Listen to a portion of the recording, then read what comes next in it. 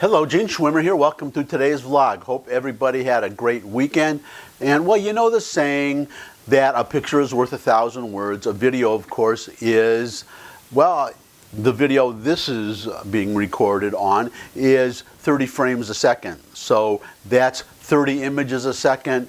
That's a lot of words. So I'm not going to say anything right now. I'll just let you watch this video showing what it's like to be a police officer in Atlanta, Georgia today. Watch the video. Yeah, get your ass on!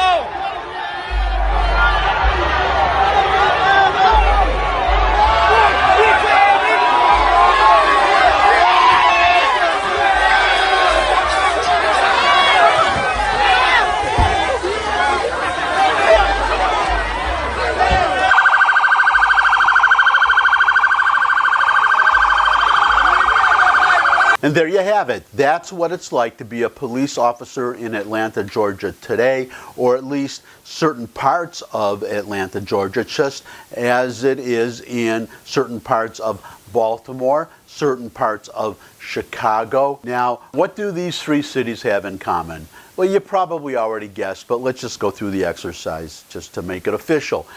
This is the mayor of Atlanta, Georgia, Keisha Lance Bottoms.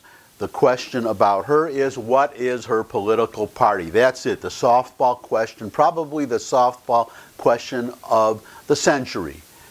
You guessed it, she's a Democrat. All these three cities that I mentioned, they're all Democrat-run cities. And here's a question, getting back to Atlanta. When was the last time that Atlanta, Georgia had a Republican mayor? This one's a little harder question, so I'm not going to make you go look it up. I'll give you the answer. The answer is 1879. That's the last time Atlanta, Georgia had a Republican mayor. So the obvious conclusion is this is what happens when you have one-party rule for over a century. But not only that, if that party happens to be the Democratic Party. Because, well, you can see it all over. You can see it. Well, I honestly don't know about this mayor's attitude towards the police, but definitely Chicago, that mayor is hostile towards the police. The police are pushing back. The Fraternal Order of Police are pushing back on her because she is so hostile to the police. So the point is, when you see a mayor like that in Chicago or in Atlanta, Georgia, you see a whole neighborhood like you just saw in that video. What do you expect? Well, if I were a police officer in Atlanta, I would just flatly say that I'm not going to patrol those areas. I'm just not going to go into those areas where they don't want me there.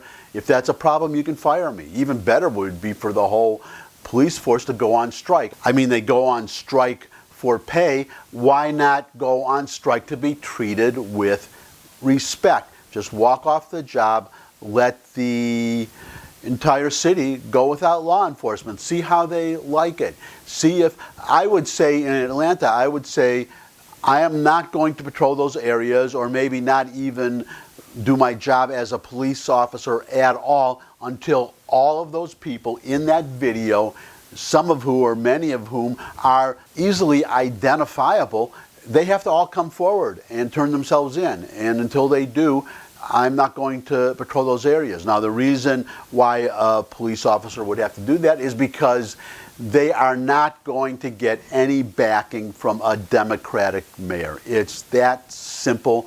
The mayor will look for root causes, will do whatever they do to avoid admitting that they have a problem, and that the problem is not the police, but the attitude towards the police.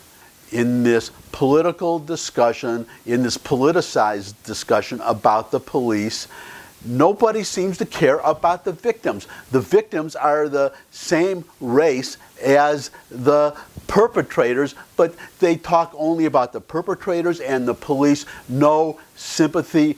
In fact, most of the time, not even any mention of the victims. Nobody cares about them. So I'm just telling you that I care about them, and it would be nice if one of these mayors would care about them, these Democratic mayors, but I will not hold my breath waiting for them to care. That's it. That's my rant for today. See y'all again soon, and until I see y'all, well, thumbs up if you like the video, and I'll see you soon, as I just said. Bye.